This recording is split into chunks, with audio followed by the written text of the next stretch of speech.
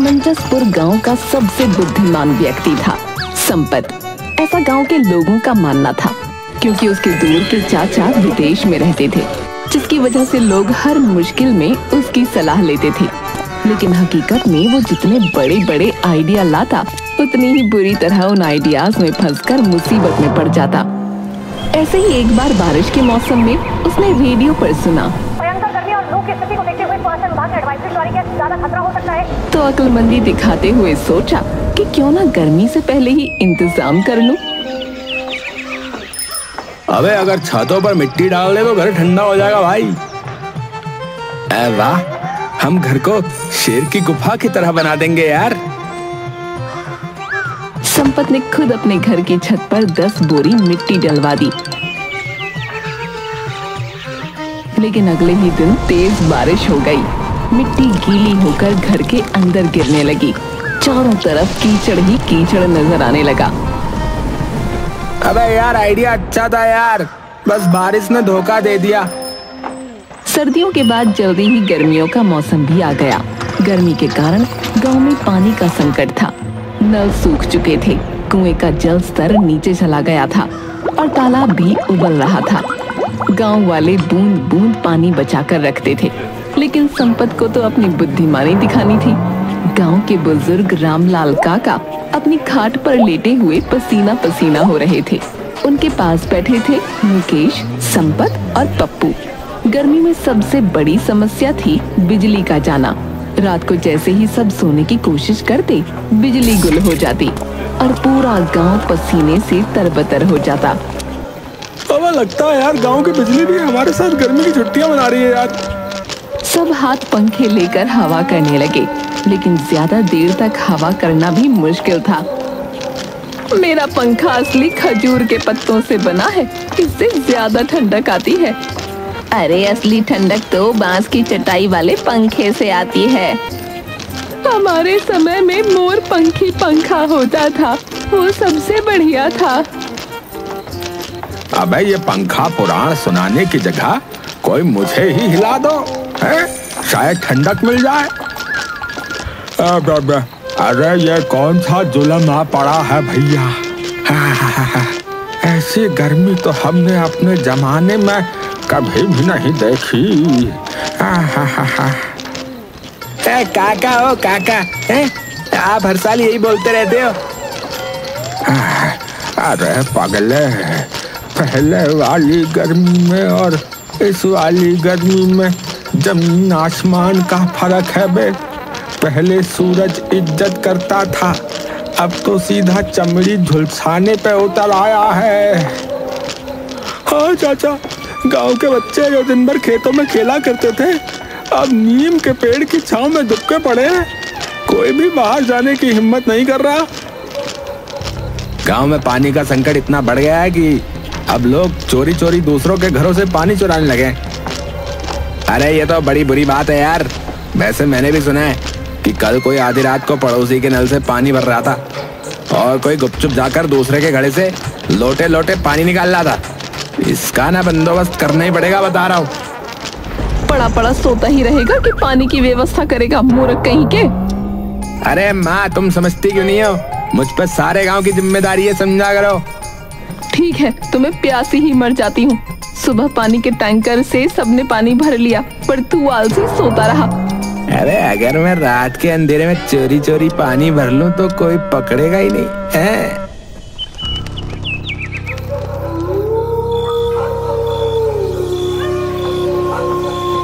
रात के समय संपत दबे पांव मोहन काका के घर पहुंचा, जहां एक बड़ा सा मटका रखा था।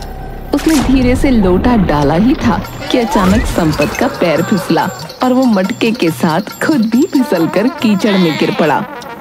अरे कौन है रे? गांव वाले लालटेन लेकर बाहर आ गए। जैसे ही उन्होंने कीचड़ से सने संपत को देखा, उसे चोर समझकर ढूंढने लगे। अरे अरे मोरी भैया, कमर टूट गई रे। अरे ये तो अपना संपत है, तू यहाँ क्या कर रहा है रे? चाची, मैं बस देख रहा था कि आपका मटका जो है सुरक्षित तो है। अबे मटके को देख रहा था या नहाने आया था? हाय दैया, मैंने तो पानी लाने को कहा था और तू नहाने ही बैठ गया। अरे पूरे गांव की जिम्मेदारी है मेरे ऊपर। संपत के बहाने सुनकर सब हंसने लगे। आखिरकार संपत पकड़ा गया। संपत की अच्छी पूजा की गई। दूसरी तरफ कुछ ही दिनों बाद ऐसी गर्मी में गांव की बिजली भी कट हो गई। संपत ने फिर सबको समझाते हुए कहा, अरे भाइयों, मेरे चाचा विदेश में है, विदेश में सारी जिम्मेदारी मेरी है। ऐसे मौकों पर विदेशी सरकार के खिलाफ आवाज उठाते हैं। तो देर किस बात की है संपत, चलो आज ही चलते हैं। उसकी अगुवाई में सभी गांव वाले झुंड बनाकर बिजली ऑफिस पहुंचे और बिजली बाबू के खिलाफ नारे लगाने लगे। ए बिजली विभाग मुर्दाबाद मुर्दाबाद, ए बिजली विभाग मुर्दाबाद मुर्दाबाद। लेकिन संपत को जब महसूस हुआ कि नारों से कुछ नहीं होगा, तो निर्णय लिया कि बिजली दफ्तर के बाहर धरना दिया जाएगा। अगले दिन सुबह सुबह गांव की महिलाएं, बच्चे और बुजुर्ग बिजली दफ्तर के बाहर जमा हो गए। ये नारे लगाने लगे, ए बिजली विभाग मुर्दाबाद मुर्दाबाद, ए बिजली विभाग मुर्दाबाद मुर्दाबाद, ए बिजली विभाग मुर्दाबाद मुर्दाबाद। जब तक बिजली आएगी नहीं, धरना यहीं पर जारी रहेगा। बिजली चाहिए, तुरंत चाहिए। धरने पर बैठे लोगों के हाथ में अपने अपने पुराने पंखे थे, जिन्हें वो लगातार घुमा रहे थे, मगर फिर भी पसीना रुकने का नाम नहीं ले रहा था। ऐसी गर्मी तो मैंने अपने पूरे जीवन में नहीं देखी भैया। ये क्या हो रहा है भगवान? अबे भगवान को मत कोस, ये वही गर्मी है जो हर साल आती है, बस इस बार थोड़ी ज्यादा तीखी लग रही है। इस बार सूरज को लगता है किसी ने लाल मिर्च खिला दिया है। सभी ठहाका मारकर हंस पड़े। गर्मी से बचने के लिए सबने फैसला किया कि कहीं ठंडी जगह ढूंढी जाए। गांव के पुराने पीपल के पेड़ के नीचे जाने की योजना बनी। सब पीपल के पेड़ के नीचे पहुंचे और जैसे ही बैठे, तभी ऊपर से एक कौवा उड़कर मुखिया बुंदेल सिंह के सिर पर बीट कर गया। अरे ये क्या बदतमीजी है? कौवा भी जानता है कि गर्मी में दिमाग गर्म रहता है, फिर भी शरारत कर रहा है। मुखिया जी, ये तो शुभ संकेत है। कहते हैं जिस पर कौवा बीट कर दे, उसकी किस्मत चमक जाती है। लो, कर दी तुम पर बीट। इसका मतलब अब मुखिया बुंदेल सिंह की किस्मत खुलेगी। बिजली आएगी, भाग्य खुलेगा भाई। सब ठहाका लगाकर हंसने लगे। लेकिन कुछ ही देर में भीषण गर्मी से धरने पर बैठे सबको ठंडे पानी की तलब लगी। गांव का कुआं सूख चुका था और तालाब में केवल कीचड़ बचा था। हैंडपंप से भी गर्म पानी निकल रहा था। अरे ये पानी है या चाय का उबलता हुआ भगोना? धरने पर बैठे आधे से ज्यादा लोग ही बेहोश होने लगे। तब संपत ने आकर घोषणा कर दी, भैया ऐसा है, गर्मी के कारण धरना जो है ना स्थगित किया जाता है, लेकिन संघर्ष जारी रहेगा, बता रहे। गांव वाले ये सुनकर संपत को कोसते हुए अपने अपने घर लौट गए। बिजली नहीं आई, लोगों को लू लग गई अलग। जब गर्मी से बेहाल गांव वालों को किसी तरह भी ठंडक नसीब नहीं हुई, तब संपत, गोलू, पप्पू और बबलू ने एक अनोखी योजना बताई।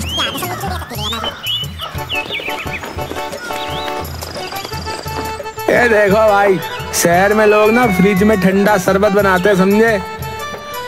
लेकिन संपत बेटा, अब बिजली तो है नहीं गांव में। अरे काका, ये पूरे गांव की जिम्मेदारी है मुझ पे, समझे? कुछ तो सोचना ही पड़ेगा ना, भला आप लोगों को ऐसे कैसे छोड़ सकते हैं? संपत ने फिर गांव को ठंडा शरबत उपलब्ध कराने के लिए एक अनोखी योजना बनाई। काका, क्यों ना तालाब को शरबत से भर दिया जाए, इससे लोगों को राहत मिलेगी। पर ये कैसे हो सकता है बेटा? मेरे चाचा विदेश में रहते हैं, वो जब गर्मी पड़ती है ना, तो वो अपने तालाबों को शरबत से भर देते हैं, फिर आनंद ही आनंद हो जाता है। मुझे लगता है अगर नींबू पानी को शरबत बना सकता है तो तालाब के पानी को भी शरबत बना देगा। वाह, बिल्कुल बिल्कुल सही कहा, बिल्कुल। पूरा तालाब नींबू पानी बन जाएगा, हैं? संपत ने सच में 50 नींबू तालाब में निचोड़ दिए, जिससे पानी का स्वाद तो नहीं बदला, लेकिन तालाब में रहने वाली मछलियां मरने लगीं। अरे संपत, तू तालाब में शरबत बनाने आया था या मछलियों का कब्रिस्तान बनाने रे? बेटा, कुछ तो दिमाग लगाया कर, है? तुझ पर जो है सबकी जिम्मेदारी है। आखिर तेरे चाचा यूं ही तो विदेश नहीं चले गए, उनका खून है तू, उन्हीं की तरह बुद्धिमानी के उपाय लगाया कर। लगता है चाचा कुछ गड़बड़ हो गई। चाचा ये देसी मछलियां को समझती नहीं है, विदेशी मछलियां तो आराम से शरबत पीती हैं। इसी बीच ललिता ताई की बेटी छबीली की शादी होने वाली थी। छबीली संपत को बहुत पसंद करती थी, पर बेचारा चुप रहता था। एक दिन जब गर्मी में ताई की बेटी को लड़के वाले देखने आए, तब ताई बोली, बेटा, इस गांव की जिम्मेदारी तेरी है। इस गर्मी में कल घर मेहमान आ रहे हैं और बिजली भी कटी हुई है। बेटा तू ही कुछ कर, बात छबीली के रिश्ते की है। अरे वाला, ये भी कोई कहने की बात है ताई, है? तू चिंता न कर, सब हो जाएगा। संपत ने मेहमानों की व्यवस्था गांव के मुख्यालय में कर दी और चारों तरफ मोटे पर्दे लगा दिए। बाहर चलने वाली तेज लू के कारण हॉल के गीले पर्दे हवा से ठंडे हो गए। अंदर भी हाथ से खींचने वाले पंखे लगवाए गए थे, जिनके कारण मेहमानों को कुछ परेशानी न हुई। तब लड़का बोला, बापू, मैं तो कहूँ कि कुछ दिन यहीं रुक जाते हैं, ठंडी ठंडी हवा में कम से कम सोने को मिल रहा है, वरना ये ठाट अपने गांव में कहाँ है। ललिता बहन, आपने तो मेरे बेटे की इतनी सेवा कर दी है कि अभी तो वो इस गांव में 1-2 दिन और रहना चाहता है। तो फिर आप 1 दिन की और व्यवस्था कर दीजिए, हम 2 दिन में चले जाएंगे, हैं? उसकी बातें सुनते ही ललिता ताई और संपत दोनों के होश उड़ गए, क्योंकि ना तो पंखा चलने वाले लड़के और ना ही मर्दों को गीला करने वाले लोग मौजूद थे। गांव में पानी की कमी थी, इसलिए किसी को भी संपत का ये आइडिया पसंद नहीं आ रहा था। कुछ घंटे की बात कहकर संपत ने सबको मनाया था, पर फिर पूरी रात ये कार्यक्रम करना खेल नहीं था।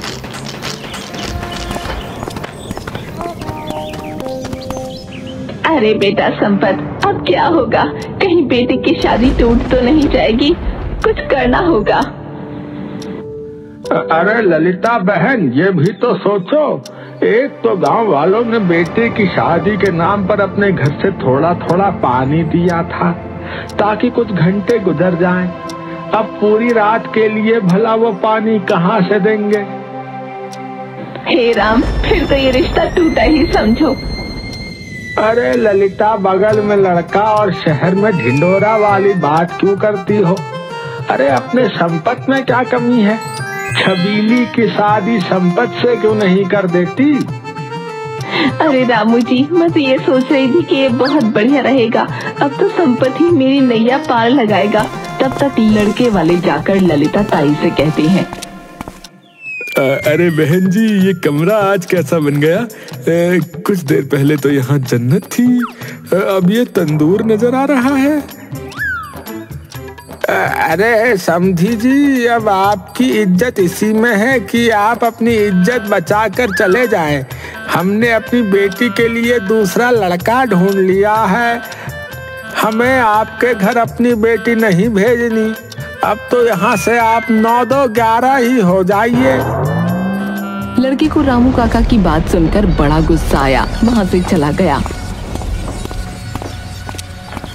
ललिता ताई भागते हुए संपत के पास पहुंची और बोली, बेटा संपत, अब तो हमारी इज्जत तुम ही बचा सकते हो। मैंने फैसला कर लिया है, मेरी बेटी छबीली की शादी उस मुहूर्त पर तुमसे ही होगी। तुम्हें ऐसे कोई एतराज तो नहीं ना? संपत को तो मानो मुंह मांगी मुराद मिल गई। उसके दिल में लड्डू फूटने लगे। वो तो पहले से ही छबीली को पसंद करता था। वो बोला, अरे मुझे भला क्या एतराज होगा? है और संपत ने शादी के लिए हाँ कर दी।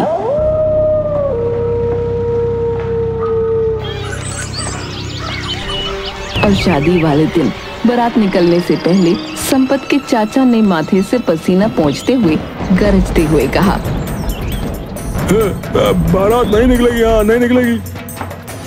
रेडियो में आज दोपहर में 45 डिग्री तापमान का ऐलान हुआ है। ऐसे में निकले तो बारात में हम लोग नहीं बल्कि भुने मुर्गे पहुंचेंगे, बता रहे हैं। हाँ। पूरे गांव में हड़कंप मच गया। दूल्हा संपत चौंक गया। अरे ये क्या कह रहे हो चाचा, बारात काहे को नहीं निकलेगी? बेटा, हम बारात निकालेंगे तो वापस घर आने के लायक नहीं रहेंगे। इतने गर्म तंदूर में आदमी पक जाता है। बारात तो बारबेक्यू बन जाएगी बेटा। अरे बेटा देख जरा, अभी से इतना पसीना बह रहा है, पहुंचते पहुंचते तो तेरा सेहरा भीग कर लटक जाएगा। गर्मी से राहत पाने के लिए संपत के दोस्त बबलू ने एक अनोखा उपाय सोचा। उसने एक बड़ा मिट्टी का घड़ा लिया, उसमें बर्फ डालकर एक पुराने पंखे के सामने रख दिया।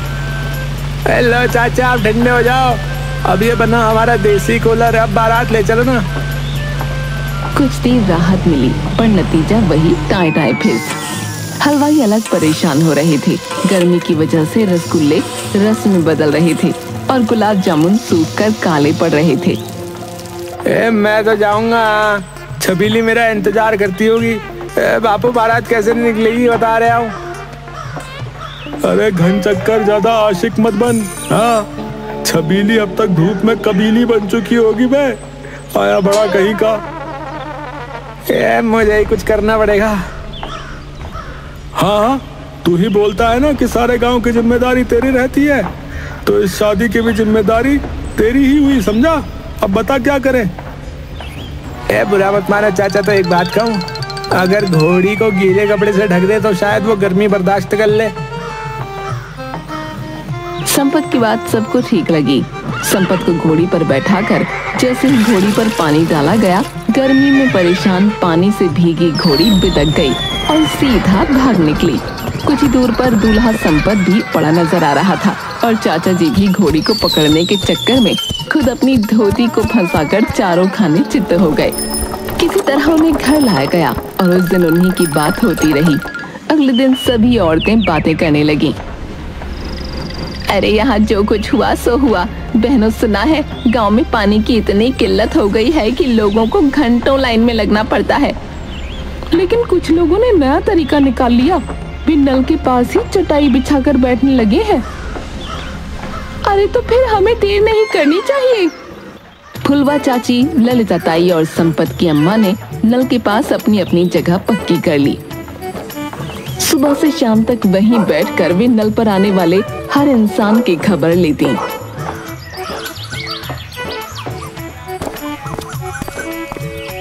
अरे ललिता, कल तूने 2 बाल्टी पानी भरा था, आज फिर आ गई। अरे चाची क्या करूं, पसीने से ज्यादा ही नहा रही हूँ।